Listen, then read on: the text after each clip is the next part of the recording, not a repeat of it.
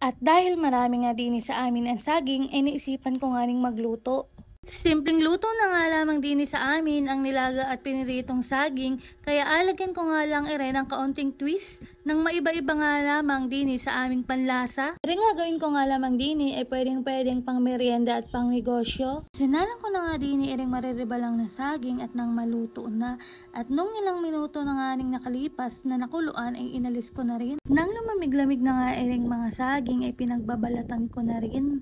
Pagkahirap nga ring magduro gamit tinidor, kaya nag-improvise na lamang ako bote. Pinaikot ko nga lamang ang papagayon at papagarini at kinakailangan nga walang buo-buo. Pagkatapos nga lamang dini ay nilagyan ko ng 1 cup of milk and 1 cup of flour.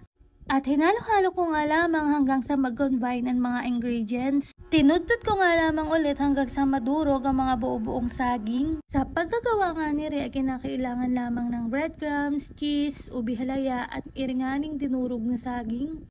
Nilagyan ko nga lamang na food color at nang maiba-iba nga lamang ang kulay. Pinalamanan ko lamang iringaning dinurog na saging ng cheese at ng ubi halaya at pinagulong-gulong ko nga lamang din sa breadcrumbs.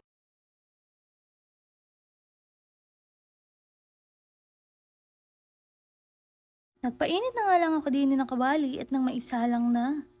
At nung mainit na nga ang mantika ay inilagay ko na rin Sa mahinang apoy nga lamang iluluto at nang hindi nga masunog agad.